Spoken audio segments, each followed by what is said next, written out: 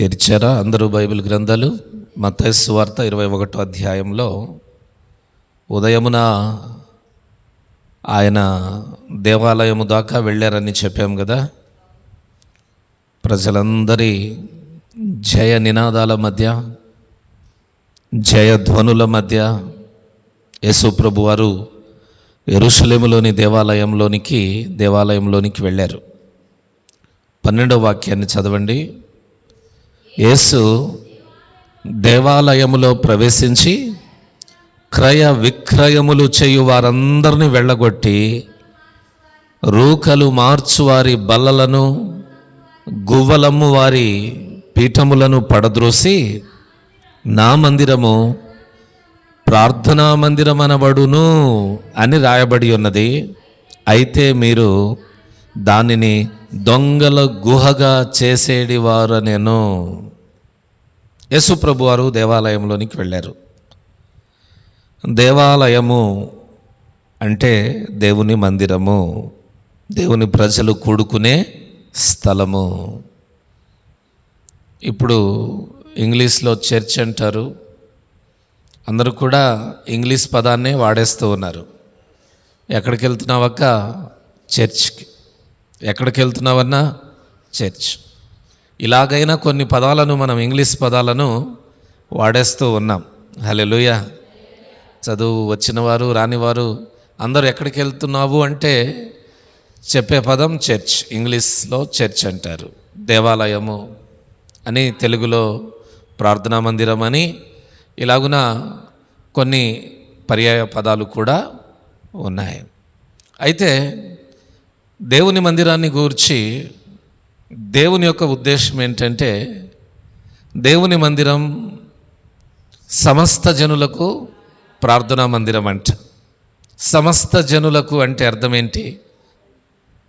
ఏ ఒక్కరిది కాదు, అందరిది అని.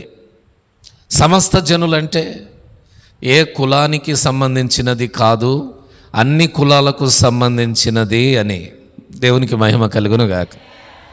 దేవుని మందిరము ఏ కులానికి సంబంధించింది కాదు, ఏ వర్గానికి సంబంధించింది కాదు, ఏ ఒక్కరికి సంబంధించింది కాదు. అది సమస్త జనులకు ప్రార్థనా మందిరం. సమస్త జనులకంటే అందరికీ.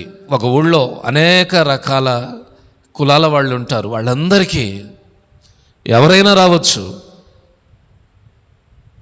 ఏ జాతికి చెందిన వారైనా రావచ్చు, ఏ దేశానికి చెందిన వారైనా రావచ్చు, ఏ ప్రాంతము వారైనా రావచ్చు. దేవుడు దేవుని మందిరములో అంతటి స్వాతంత్రాన్ని అనుగ్రహించారు. కాబట్టి దేవుని మందిరం అందరిది. పలుకుదామా ఈ మాటను? నా మందిరము సమస్త జనులకు ప్రార్థనా మందిరం అనబడును. మరొకసారి, నా మందిరము సమస్త జనులకు ప్రార్థనా మందిరం అనబడును. కాబట్టి దేవుని మందిరం అందరిది. దీంట్లో దేవుని మందిరంలో మనం కూడా ఎలా ఉండాలంటే, అందరూ వచ్చి ఆరాధించుకునేదానికి వీలు కల్పించే వారంగా మనం ఉండాలి. నేనైనా మీరైనా అందరూ వచ్చి ప్రార్థన చేసుకునే విధంగా వీలు కల్పించే వారిగా మనం ఉండాలి.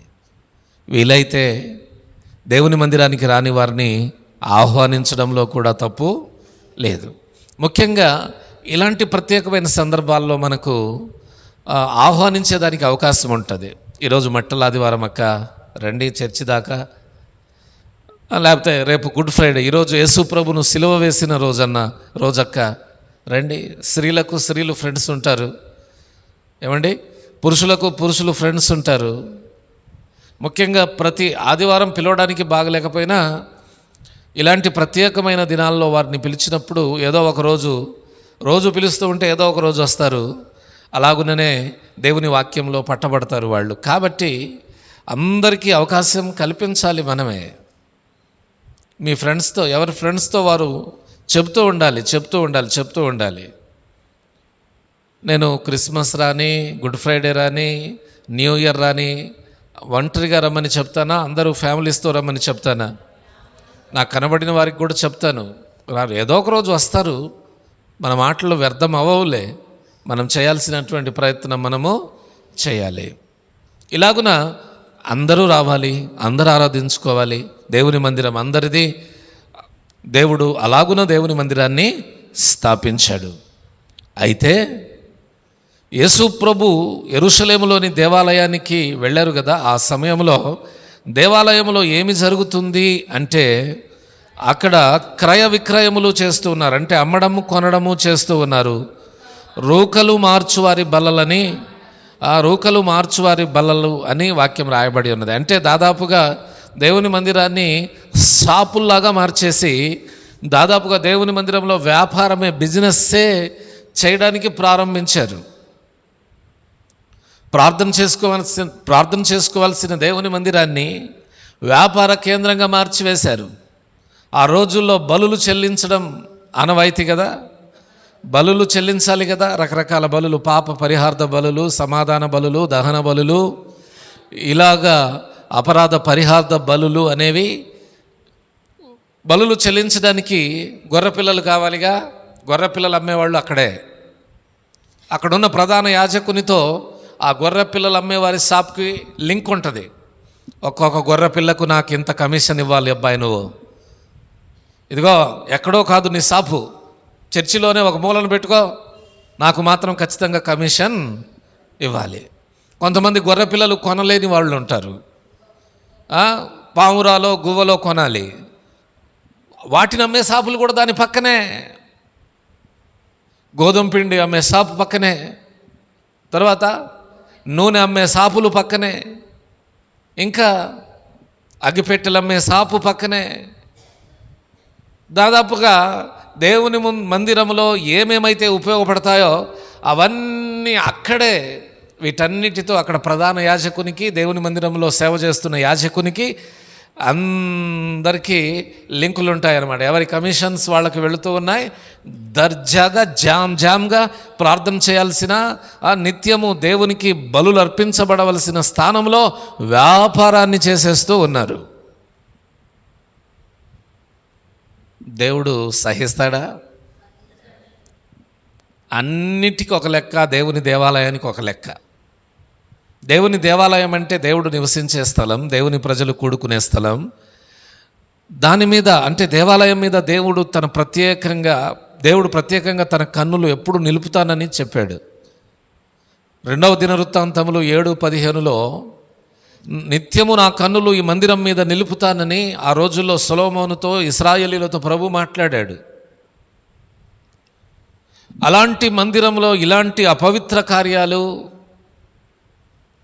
వ్యాపార సంబంధించినటువంటి కార్యాలు చేస్తూ ఉంటే దేవుడు చూస్తూ ఊరుకుంటాడా? ఏమండి, ఊరుకుంటాడా? గద్దించాడు అందరినీ, బల్లలను పడగొట్టాడు. రూకలు మార్చేవారివి, వ్యాపారాలు క్రయ విక్రయాలు చేసేవాళ్ళవి అందరి బల్లలను పడగొట్టి, అందరూ పోండ్రా, బయటకు పోండి. మందిరం అనుకున్నారా లేకపోతే సంత అనుకున్నారా? మందిరం అనుకున్నారా లేకపోతే తిరునాళ్ళు అనుకున్నారా? జాతర అనుకున్నారా? ఇంకొన్ని సంవత్సరాలైతే దీనిని మందిరముగా ఉంచకుండా దొంగల గుహగా కూడా మార్చేస్తారు మీరు. ఏ గుహ? దొంగల గుహగా మార్చే వారిలాగా ఉన్నారు మీరు. పొండి, బయటకు పొండని అక్కడ వ్యాపారాలు చేస్తున్న వారందరినీ బయటికి గద్దించాడు దేవుడు. మీకు గుర్తుందా? 1 కొరింథీ పత్రిక 3:16-17లో మీరు దేవుని ఆలయమై ఉన్నారని మీరు ఎరుగరా? దేవుని ఆత్మ మీలో నివసించుచున్నాడని మీరు ఎరుగరా? ఎవడైనను దేవుని ఆలయమును పాడు చేసిన ఎడల నేను వానిని పాడు చేస్తానని ప్రభు చెప్తూ ఉన్నాడు. చాలండి. దేవుని ఆలయమును ఎవడైనను పాడు చేసిన ఎడల నేను వానిని పాడు చేస్తానని ప్రభువారు సెలవిచ్చి ఉన్న మాటను మనం గుర్తు చేసుకోవాలి. దేవుని ఆలయం అంటే ఒక్క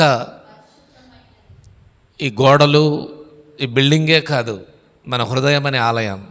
నీ హృదయం అనే ఆలయాన్ని నీ చేతులారా నీవే పాడు చేసుకుంటే నీ జీవితం కూడా పాడయ్యే అవకాశాలు ఉన్నాయి. పరిశుభ్రంగా, పరిశుద్ధంగా, మంచిదిగా ఉండాల్సిన నీ హృదయం అనే ఆలయంలో లేనిపోని అపవిత్రమైన చెడు క్రియలన్నిటికీ నీవు చోటిస్తే నీ హృదయం అనే ఆలయం పాడవకుండా ఏమవుతుందండి? కాబట్టి ఈ దేవాలయాన్ని మనం పవిత్రంగా, పరిశుద్ధంగా ఉంచుకోవాలి. మన హృదయం అనే ఆలయాన్ని కూడా ఎల్లప్పుడూ పవిత్రంగా, పరిశుద్ధంగా ఉంచుకోవాలి. దేవుడు తన ఆలయాన్ని పవిత్రపరిచినట్టే మనలో ఏదైనా చీకటి కోణాలు, ఏదైనా పాపము ఇలాంటివి ఉంటే మన హృదయం అనే ఆలయంలో ఉన్న పాపాలన్నిటినీ కూడా ఆయన తీసివేయుటకు సమర్థుడై ఉన్నాడు. అందును బట్టి ఆయనకే మహిమ కలుగును గాక. హల్లెలూయా, హల్లెలూయా. ఈ పరిసయ్యులకు, ప్రధాన యాజకులకు, శాస్త్రులకు యేసు ప్రభు మీద కోపం ఎందుకో తెలుసా? వాళ్ళేమో దేవుని పనిని వ్యాపారంగా మార్చేసుకున్నారు. దేవుని పని వలన లాభాలు ఆర్జిస్తూ ఉన్నారు, అంటే పొందుకుంటున్నారని అర్థం. యేసు ప్రభు ఏమో ఇలాంటి వాటిని వ్యతిరేకిస్తూ ఉన్నాడు. మాకొచ్చే లాభాలకు యేసు ప్రభు వారు అడ్డుపడుతున్నాడనే ఉద్దేశంతో, మా అధికారానికి అడ్డుపడుతున్నాడనేటటువంటి ఉద్దేశంతో యేసు ప్రభు వారిని చంపాలని ఈ పరిసయ్యులు, శాస్త్రులు, రోమా సైనికులు యేసు ప్రభు వారి చుట్టూ తిరుగుతూ వచ్చారు. అయితే యేసు ప్రభు వారు నా అంతట నేనే ప్రాణాన్ని పెడుతున్నానని చెప్పి ప్రాణాన్ని పెట్టారు. తండ్రి ఆజ్ఞ లేకుండా యేసు ప్రభు ప్రాణం పెట్టాలనుకున్నాడు కాబట్టి తప్ప యేసు ప్రభు ప్రాణం పెట్టకూడదు అనుకున్నాడంటే యేసు ప్రభు దొరికేవాడా? వీళ్ళకి దొరుకుతాడా? ఛాన్స్ ఉందా? లేదు. రోమా సైనికులు, అలాగునే ఆనాటి ప్రధాన యాజకులు, ఈ పరిసయ్యులు, వీళ్ళందరూ యేసును పట్టుకున్నామని ఇలా చంకలు కొట్టుకుంటున్నారు. కానీ యేసు ప్రభు తనంతట తాను దొరికాడే తప్ప వీళ్ళు పట్టుకోవాలనుకుంటే పట్టుకునేవాళ్ళ? యేసు ప్రభు ఆల్రెడీ ఒక మాట చెప్పాడు, నేను తప్పించుకోవాలనుకుంటే ఇప్పుడు ప్రార్థన చేసిన దేవుడు 72,000 దూతలను పంపిస్తాడు. 12 సేనా వ్యూహముల కంటే ఎక్కువైన దూతలను పంపించిన నెత్తుకని వెళ్ళిపోతాడు. ఒక సేనా వ్యూహం అంటే దాదాపు ఎంత? 6,000 కదా. ఒక సేనా వ్యూహం అంటే 6,000 అంటే 12 6 72 కదా. 72,000 దూతలు వచ్చి యేసు ప్రభు వారిని ఎత్తుకెళ్ళే అవకాశం ఉందంట. కానీ యేసు ప్రభు వారు ప్రార్థన చేయలా. నన్ను ఇక్కడి నుండి ఎత్తుకెళ్ళిపో ప్రభువా అని తండ్రికి ప్రార్థన చేయలా. కానీ ఆ రోమా సైనికుల వెంటే వెళ్ళాడు యేసు ప్రభు వారు. వారు గాయపరిచారు, అన్నిటినీ భరించాడు, అన్నీ చేశాడు ఆయన. హల్లెలూయా. అన్నిటినీ భరించాడు, అన్నిటినీ సహించాడు. వీళ్ళేమో భలే చిక్కాడు యేసు ప్రభు వారు అనుకుంటున్నారు. యేసు ప్రభు వారేమో లోక పాపాలను మోసుకొని పోవు దేవుని గొర్రెపిల్లగా తన ప్రాణాన్ని అర్పించాడు. ఏదేమైనప్పటికీ ఈ మట్టల ఆదివారం రోజున దేవుడు నివసించే స్థలాలు, పరిశుద్ధులమైన మనం మన గృహాల్లో నివసిస్తుంటాం కాబట్టి పరిశుద్ధుడైన దేవుడు మన గృహాల్లో రావడానికి ఇష్టపడతాడు. అప్పుడు మన గృహాలు కూడా మనం పరిశుద్ధంగా ఉంచుకోవాలి. టోటల్గా ఇప్పుడు చెప్పండి, మన హృదయాలు పరిశుద్ధంగా ఉండాలి, దేవుని మందిరము పరిశుద్ధంగా ఉండాలి, మన ఇళ్ళు కూడా, మన పరిసరాలు కూడా పరిశుద్ధంగా ఉండాలి. దేవుని మందిరం పరిశుద్ధంగా ఉంది కదా అని మన హృదయం అనే ఆలయం అపవిత్రంగా ఉండడానికి వీలు లేదు. దేవుని మందిరంలోకి ఆరాధించే మన హృదయాలలో ప్రభు రావాలంటే ఒక్క దేవుని మందిరం పరిశుద్ధంగా ఉంటే సరిపోదు, మన హృదయాలు కూడా పరిశుద్ధంగా ఉండాలి.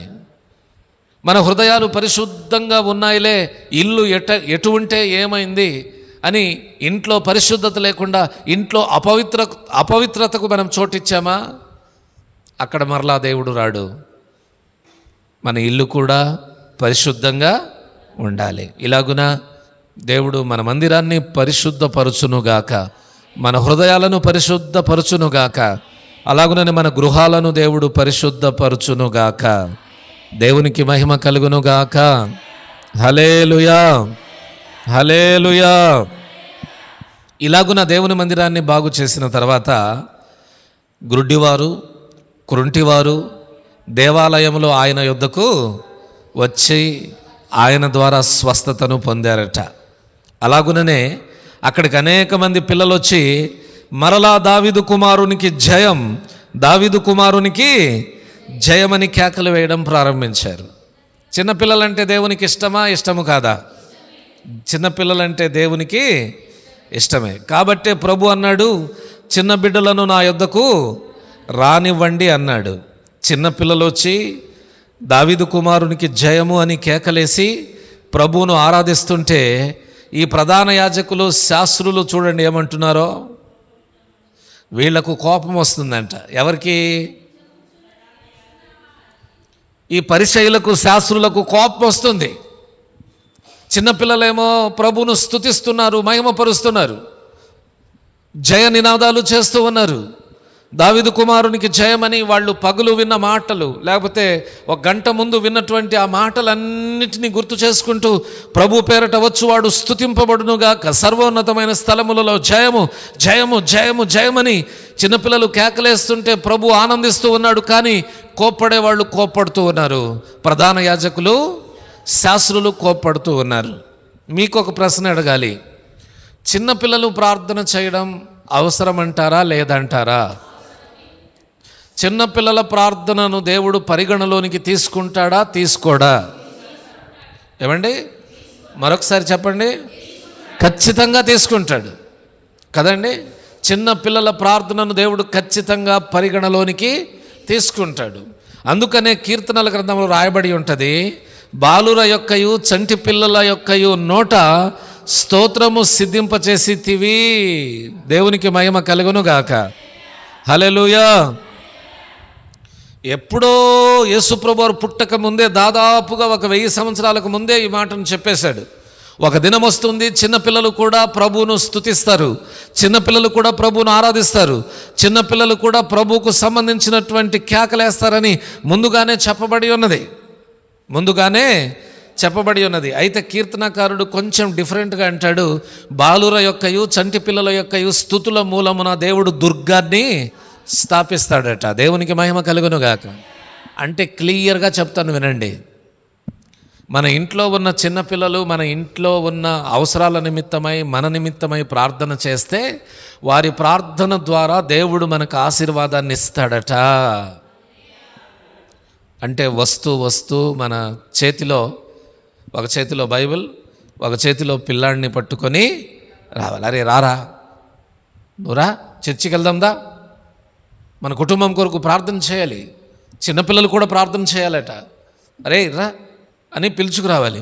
మా ప్రార్థన కంటే మీ ప్రార్థన దేవునికి చాలా ఇష్టమంటరా. మీ నాన్న కొరకు ప్రార్థన చేయి, మీ నాన్న మారు మనసు పొందినట్లు ప్రార్థన చేయి, మనకు వ్యాపారాలు బాగా జరుగునట్లు ప్రార్థన చేయి, మన కుటుంబంలో అందరికీ ఆరోగ్యము కలుగునట్లు ప్రార్థన చేయి, మనం మంచిగా ఉండాలని ప్రార్థన చేయి అని ప్రార్థన చేయించడానికి పిల్లలను పట్టుకొని రావాలి. మనం ఏం చేస్తాం? నేను ప్రార్థనకి వెళ్ళొస్తాను కానీ ఈ ఒక ఛానల్ పెట్టేసి ఈ ఛానల్ చూస్తూ ఉండు. నేను ప్రార్థనకి వెళ్ళొస్తా కానీ ఇదిగో సెల్ ఫోన్ ఇచ్చేసి ఈ రీల్స్ చూస్తూ ఉండు, ఇదిగో ఇలా ఇలా అంటే పైకి వెళ్తూ ఉంటాయి నువ్వు. కానీ అరే నేను ప్రార్థనకి వెళ్తున్నా, నేను వస్తానమ్మా ప్రార్థనకి, నువ్వు వద్దులే కానీ నువ్వు ఇంటి దగ్గరే ఉండు. నేను వస్తాను. అరే నువ్వు రావద్దురా, కావాలంటే ఇదిగో 5 రూపాయలు తీసుకో, ఏ కురుకురే ప్యాకెట్టో లేకపోతే ఏదో ఒకటి తెచ్చుకొని తిని ఇంటి దగ్గరే ఉండు నువ్వు అని మనమే వాళ్ళు ప్రార్థనకు వస్తామంటుంటే మనమే వాళ్ళని ఇంటి దగ్గర పెట్టేసి వస్తున్నాం. కానీ చిన్నపిల్లల ప్రార్థన యొక్క విలువ తెలుసా? బాలుర యొక్కయు చంటి పిల్లల యొక్కయు నోట కూడా దేవుడు ఏమండి స్తోత్ర పదాలను ఉంచి ఉన్నాడట. వాళ్ళు స్తుతిస్తే దేవుడు ఆశీర్వాదం అనే దుర్గాన్ని స్థాపిస్తాడట. ఎన్నో వచనం అక్క అది? 8వ అధ్యాయం 2వ వచనం. బాలుర యొక్కయు చంటి పిల్లల యొక్కయు, కీర్తన 8:2, బాలుర యొక్కయు చంటి పిల్లల యొక్కయు స్తుతుల మూలమున నీవు దుర్గమును స్థాపించి ఉన్నావు. ఎస్, మన ఇంట్లోని పిల్లలు మన కుటుంబం కొరకు ప్రార్థన చేయనట్లు వారికి అవకాశాన్ని కల్పించాలి. ప్రార్థనకు వస్తామంటే కాదు, వారిని అసలు తీసుకొని రావాలి. మనం వారిని కూడా ప్రభు సన్నిధానంలో అలవాటు చేయాల్సిన అవసరం ఉంది. బాలుడు నడవవలసిన త్రోవను వానికి నేర్పించాల్సిన అవసరం ఉంది. ఈ పిల్లలు భలే ప్రభును ఆరాధిస్తున్నారా అని మనం ఇంకా వారు ఆరాధించే విధంగా పురికొల్పాలే కానీ వారు ఆరాధిస్తూ ఉండగా వారిని చల్లబరిచే పని మనం అసలు చేయకూడదు. ఎంత వీలైతే అంతగా చిన్న పిల్లలను ప్రోత్సహించడం దేవుని పిల్లలుగా మనకు ఒక మంచి లక్షణమని చెప్పవచ్చు. ప్రోత్సహించండి, పిల్లలను ప్రార్థనకు తీసుకొని రండి. ఈ వారమే ఆదివారం సాయంకాలం ప్రార్థన, వచ్చే వారం నుండి సండే స్కూల్ ఉంటుంది కాబట్టి ఖచ్చితంగా సండే స్కూల్కి పిల్లలందరినీ పంపించండి. మర్చిపోతున్నారో ఏంటో మీరు, ఒక్కొక్క వారం పిల్లలు కనబడట్లా దేవుని మందిరంలో. ఎంతని చెప్పామండి మేము, మీకు ఉండాలి సండే స్కూల్కి, అరే వెళ్ళరా అని వారికి చెప్పి పంపించడం మీరు చేయాలి, అప్పుడు జరిగిద్ది. ఏదేమైనప్పటికీ పిల్లల ప్రార్థన దేవుని దృష్టిలో గొప్పదే. పిల్లల ప్రార్థనను దేవుడు ఆలకిస్తాడు, అంగీకరిస్తాడు. కాబట్టి పిల్లలు, పెద్దలైన మీరు అందరూ కూడా కుటుంబాలుగా దేవుని సన్నిధికి వస్తే ఖచ్చితంగా దేవుడు మీ కుటుంబాన్ని ఆశీర్వదించడానికి ఇష్టపడతాడు. కనుక చిన్నపిల్లలు దేవునికి స్తుతి చెల్లిస్తుండగా ప్రభు ఆనందించాడు. ఆటంకపరిచిన వారికి తగిన శాస్తి అంటే సమాధానాన్ని చెప్పి వారి నోళ్ళు మూయించాడు. ఇలాగున బెత్బగే బెతనియా అనబడిన గ్రామము నుండి యెరూషలేమునకు ఊరేగింపుగా వెళ్ళినటువంటి ప్రభు అయిన యేసుక్రీస్తు వారు దేవాలయంలోనికి వెళ్ళి దేవాలయాన్ని బాగు చేసి అనేక మంది కుంటివారిని, గుడ్డివారిని, రోగులను బాగు చేసి చంటి పిల్లల స్తుతులను అంగీకరించి మరలా సాయంకాలానికి బెత్బగే బెతనియా అనబడిన గ్రామానికి వచ్చాడట. దేవునికి మహిమ కలుగునుగాక. ఆ రాత్రి మరలా రిటర్న్ వచ్చి ఆ గ్రామంలోనే బస చేస్తాడు. అయితే మరలా ఉదయమందు లేచి పట్టణానికి వెళ్తాడు. అప్పుడు ఏం జరిగిద్దో రేపటి దినమున మనము ధ్యానం చేద్దాం. దేవుడి మాటలను మన వినికిడిలో దీవించునుగాక. కాబట్టి మన హృదయాలు దేవుని మందిరం, మన ఇళ్ళు, ఎప్పుడు మన ఆలోచనలు సమస్తము దేవుని ఎదుట ఎలా ఉండాలి? పరిశుద్ధంగా ఉండాలి. అప్పుడు దేవుడు ఇష్టపడతాడు. అట్టి కృప దేవుడు దయచేయునుగాక.